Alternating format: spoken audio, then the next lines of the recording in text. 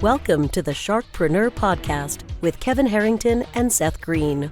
Kevin Harrington is the inventor of the infomercial, one of the original sharks from the hit TV show Shark Tank, and has generated over $5 billion in TV and digital direct response sales. Seth Greene is the world's first trusted authority on cutting-edge direct response marketing, a best-selling author, and the only 3-time Marketer of the Year nominee.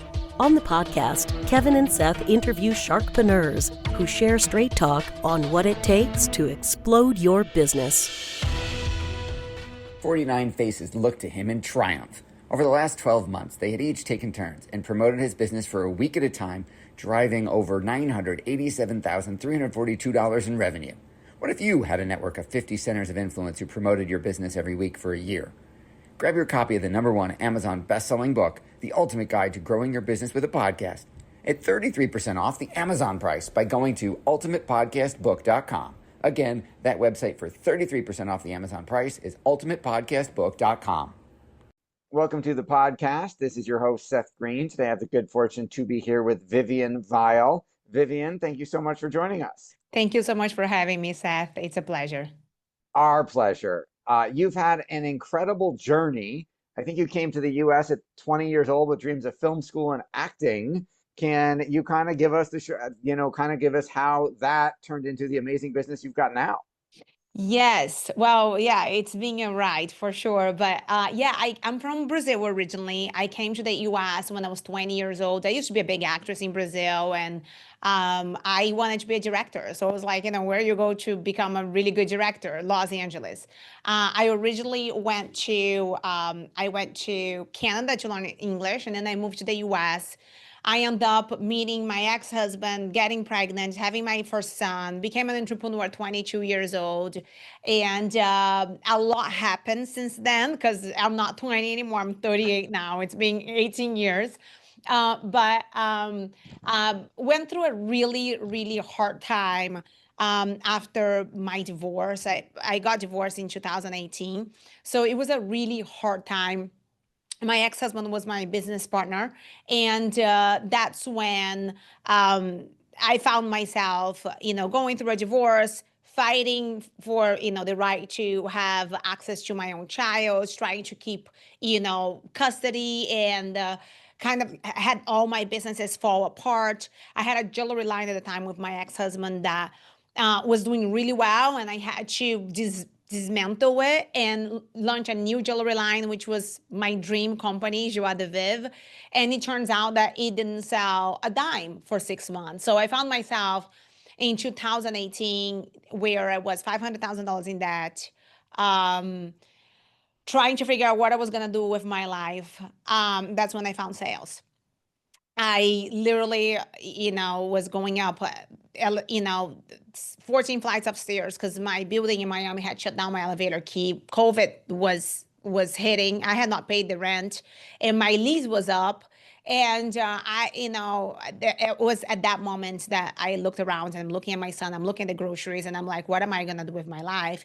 And I think that moment was the moment that changed everything. I made a decision. I was going to make it work. And then I found high ticket sales, and it completely changed my life. I was able to take myself from being $500,000 in debt 5 years ago to today having multiple companies. My holding company is worth over 9 figures now. And it was all because of sales. So that's why they call me the sales queen. Well, that is an absolutely amazing story. It could probably fill a book somewhere if it hasn't already. Well, I'm working on it. All right. Well, when you're ready if you need a publisher, let me know. Absolutely. Absolutely. And we'll certainly have you back to talk about the book. Now, you developed what you call the Influence OS, a science-based framework that helps people scale using influence rather than pressure. So how does that differ from traditional sales models? So traditional sales models, like if you just stop and you think about a salesperson, what is the first words that comes to mind? Pressure. Pressure. Right? Manipulation, somebody trying to get you to do what they want you to do so they can get a commission, right? In reality, that's not sales. Sales is human. And Daniel Pink beautifully put that into his book Sales is Human. Like it's human nature. We are in the art of moving people every single day. So we are selling every single day, whether you are actually selling something or you're not selling something, but you are selling. Like do you have kids? Yes, 3. So you're selling your kids every single day on who they can be, right? I'm selling my wife. I'm selling my husband every single day on getting his credit card so I can buy a new purse, right? I'm selling my employees every single day on how they can become the best versions of themselves, so my company can grow faster, right? So sales is human, and if anybody listening to this wants to understand more about these concepts, you can pick up the book from Daniel Pink, Sales is Human. And the reality is sales is the art of moving people. So once you understand that, and you understand that there is a way that you can actually utilize that concept and apply to actual sales, that's when you really take everything to the next level. So the way that I do things, and I'll give you a little bit of background. So once I started with high ticket sales, I do have an obsessive personality. So when I get like very passionate about something, I will not sleep, I will not eat, I will be obsessed with it until I master it. It's always been me since I was a little girl. So I got into high ticket sales in insurance. Today, I own one of the biggest insurance IMOs in the country. But I got into high ticket sales and I started learning all the things that they were teaching me, right? And I love the idea of it because I was selling mortgage protection. I was doing mortgage protection, which is something that actually saved my home because my ex-husband had a very bad accident and lost his eyesight. And mortgage protection actually completely saved my life. So for me, it was very personal, right? But when I got into the whole training, I was like, this is not it. Like it's all about pressure. It's all about getting you to do what I want you to do. It's all about persuasion. It's all about like a dirty car salesman, you know, kind of deal. And I knew that there was something wrong with that because it didn't feel right to me. So that's when I actually became obsessed with the psychology of sales, with human behavior, with neuroscience, with how our psyche actually works when you are on those sales conversations. So I started going into all kinds of psychology books, all kinds of sales psychology books, and I like that obsession went from learning how to sell, because at this point I was already doing my first month in the industry. I did $38,000, and I was like, oh my God, $38,000! Like I've never made that much money in my life in a month, but it doesn't feel right. So I need to figure out how to do this the way that feels right. And then I took that obsession, I put it into like learning all the in and outs of it. And what I found is that humans do not respond to pressure.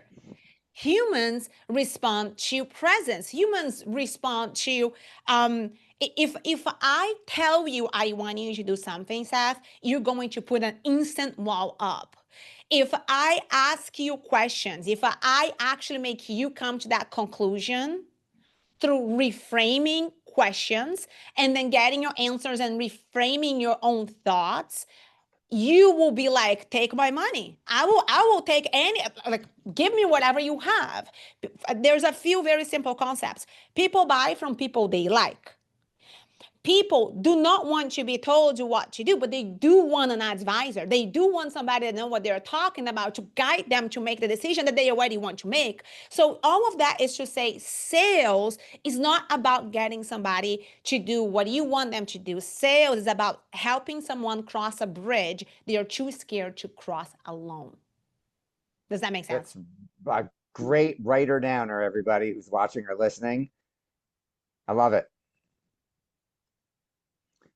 So, given your emphasis, as you mentioned, on neuroscience and behavior, what are one or two of the biggest, most important mindset shifts you see that helped you move from average salesperson to, company worth 9 figures? So there's a few things that I had to realize and recognize and put in place to be able to become the salesperson I had to become. And then I actually realized the same framework to become the CEO I had to become and to run my staff the way that I run today and grow to the level that we are today.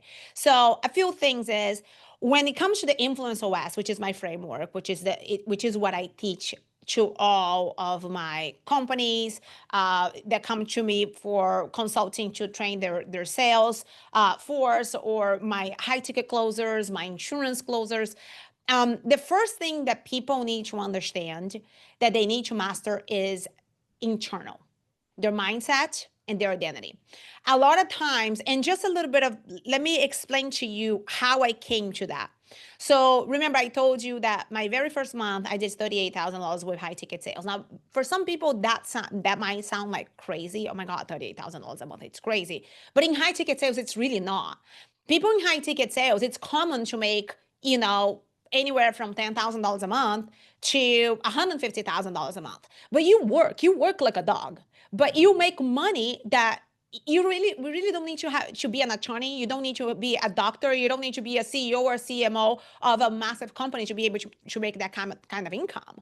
High ticket sales, you just need to be willing to be coachable and work for it, right? So it's a very cool thing to think about, that anybody with any background, if they're willing to be coachable and learn that craft, they can make that type of money. So first month, 38 grand. So once I started getting into this madness to try and figure out neuroscience and all of that, and my second month I did 60,000. My third month I did 65. My sixth month I was making $100,000 in a month, which was like, is that even real? And here are the three things that are the most important things when it comes to getting to that level. And I usually say I am a unicorn. It's not normal that somebody's going to get in high ticket sales, going to be making $100,000 in 6 months. It's not. Usually, if you have the right mentorship, if you have the right training, if you have the right people around you, you can definitely get to $100,000 a month within a year and a half. It does take time because you need to master very specific skills, but most importantly, you need to master yourself. So there's a lot of sales trainers out there, right? And what they're gonna tell you is they're gonna teach you how to sell. They're gonna teach you how to master objections. They're gonna teach you how to handle objections. They're gonna teach you how to speak. They are not teaching you how to shift your identity to the person that can actually make $100,000 a month. The number one reason people cannot get to that level of income, that level of success, is because, first of all, they don't think they can. They're capable of. Second of all, they're not the person that's able to hold that level of success in their hand. So the first thing that I had to do with myself, and this is a crazy thing because I had a mentor that my very first month I started hitting walls, and he's like, Viv, do you read? And I'm like, yeah, I read Harry Potter. And he's like, no, Viv, you need to read actual books. And I'm like, okay. So like, I didn't read, I didn't meditate, I didn't work on myself. So a lot of people go, oh, I want to be successful. Oh, I want to make all this money. Oh, I want the level of success so that all these people have. But you wake up at 9:30 in the morning, 10 o'clock in the morning, you don't read a book, you don't listen to podcasts, you don't actually get any information that's going to help you become a better person, know more about what you're trying to do. And your identity is of a person that's worth making $1,000 a month. You're never going to make $100,000 a month. So the first thing is an identity shift. Now, a lot of people go, oh, how do I shift my identity? But the reality is, there's very specific things like confidence is a neural pathway. A neural pathway can be rewired. So if you have no confidence, you can actually wire confidence into your brain, right? So very specific things like confidence, belief, willingness to do that work, because it takes about 6 months to actually rewire a new neural pathway to change the way you think, the way that you act, the way you move, and all of that. So the first thing is an identity shift. So that is the first thing that I had to do for myself. I had to become like crazy on my daily habits. There's very specific things that I do every single month, every single day. When I wake up in the morning, I do the 6 phase meditation by Vishen Lakiani from Mind Valley. Like that is like, that's my, I cannot go a day without it. I do a gratitude journal every single day. I read 3 books a week. So I have very specific things that I do. Just like I'm not a big, like I need to go to the gym every single day. I'm not. I'm horrible at that. I hate the gym. Okay, but I'm like my mind gym. I can miss. It's my mental work. The second thing, of course, is going to be this external work, which is learning how to sell, learning how to sell without selling. So the first thing that I tell every single one of my students, every single one of the companies that come and work with me to train their sales teams is this. First, I'm going to make you completely forget everything that you know. Forget sales. Forget, convincing somebody. Forget the persuasion art of getting people to do what you want. Forget it. We're going to stop selling. Stop selling. And then when we do that, then we're going to put complete different trainings, sales trainings into you. And that's going to be a structure of the presentation. Your structure should be where you are handling every possible objection in the first 6 minutes of your presentation. Why? Because your brain makes a decision whether you're going to buy something from someone or not in the first 6 minutes of that conversation. It's that simple. So that's what I call the presence protocol. So within 6 minutes, you are in control. You have a posture of an advisor. You are not a closer. I don't build closers. I build advisors because nobody likes a salesperson. Everybody likes an advisor, right? And then we're gonna work very specific things like the role and purpose. How can you create within those first 6 minutes a statement where your client already decides they're gonna be working with you? How can you work your script without a script where it's going to be all about asking questions? How can we utilize silence? Because the person that speaks last always wins. How can you utilize silence to completely rewire the way you sell, the way you think, and the way your clients react, right? So there's a whole process on how to learn how to sell without selling, which is the external work. And then the third part of it is going to be associations. A lot of people talk about, okay, you want to be a high performer, and then you work, you're hanging out with people that are making $1,000 a month and they are smoking weed on the weekends. Like, you're not going to be a high performer. You're not going to be a high performer. I'm sorry. You have to be around people that are at the same level that you are or better. So it's also about putting together the associations in the world that you want to be in, and then getting, it's all about, we have something called mirror neurons. So your mirror neurons will always mimic your environment. So if you're around losers, you're going to be a loser. If you're around winners, you're going to be a winner. And one thing that's really crazy, there was a study that was conducted that if you sit next to a top performer, your performance will go up automatically 20% just by sitting next to a top performer. If you sit next to a bottom performer, your performance will go down 35% just by sitting there. So that is a huge part of the whole process as well. But there's many different things. Like, if you go into I could be here speaking with you, Seth, for 3 hours if I go into every single detail, I know, and I wish we had that kind of time. You've achieved so much success and helped so many other people. What's your biggest challenge now? My biggest challenge, in what area? Business. My biggest challenge, let's see. That's a very interesting question. I mean, there's a lot of challenges in a lot of different areas of business. I would say my biggest challenges is making sure that I am focusing on the right path. It's hard. And I'll be very honest. This is my biggest struggle for probably the last 2 years, because I always say comfort is where your dreams go to die. And the other day, somebody came on my Instagram and made a comment, because I make a lot of free content, sales content for people. And somebody made a comment say, oh, I saw that you're worth 9 figures. Why are you making videos then?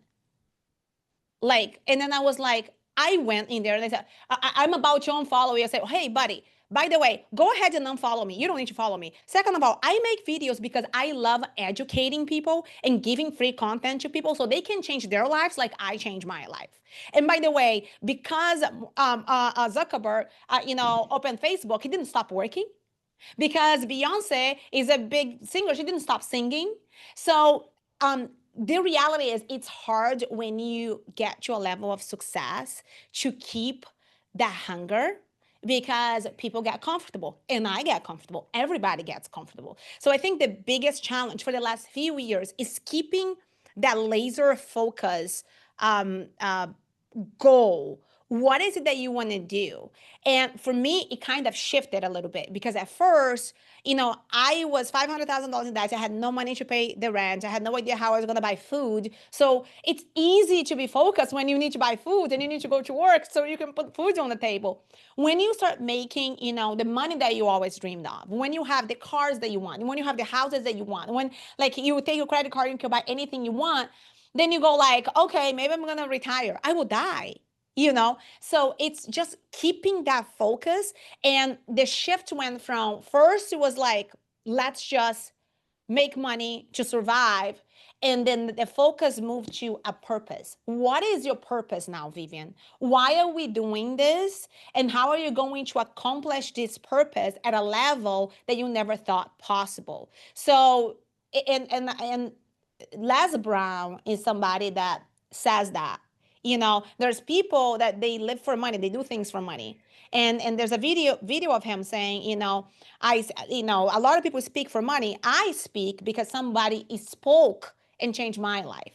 So when you live a purpose-driven life, it's a completely different ball game. But the comfort zone is still there trying to grab you. So just staying focused is the biggest challenge for me, that's for sure. Awesome. Your passion is obvious. What do you like best about what you're doing? I love helping people, Seth. There's nothing that gives me more pleasure, and the reason I love, I teach closers at a very high level now, high ticket closers, and I'm the CEO of my company. So I have a lot going on, but every single time I get someone that comes to work with me and they're doing $5,000, $10,000, $15,000 a month, and they come to me and they're like, hey, I want to do what you did. If you can do it, I can do it too. But I never thought it was possible. And after I do my work with them and I see them hitting those goals and changing their lives to something they never thought possible, because I did it and I know it's possible. But being that model, being that person that gives that hope and that belief into these people is everything for me. So helping people to be able to live the life that I was able to accomplish because what I went through is my purpose. I'm very passionate about it. That is beautiful. We know your time is incredibly valuable. We greatly appreciate you spending some of it with us. For our folks watching or listening, where is the best place for them to go to learn more about you? You can go to my website. It's Vivian Weyll, so Vivian. My last name is WEYLL.com. And you can also find me on Instagram. Just look it up, the Sales Queen, Vivian Weyll, the Sales Queen, and you're going to find me on Instagram. All right. This has been Seth Greene for Sharkpreneur with Vivian Weyll, the Sales Queen. Vivian, thanks again for joining us. Thank you. Thanks, everybody, for watching or listening. We'll talk to you or see you next time. Why do so many businesses struggle while others seem to explode overnight? Do you wish you had the secret to this type of exponential growth? Now, I've scaled more than 20 businesses to over $100 million, and it's not just luck. In my new book with Mark Tim, Mentor to Millions, you'll learn the repeatable framework I use in all my business ventures for massive success. Order at kevinmentor.com and get over $1,000 in bonuses. Head to kevinmentor.com.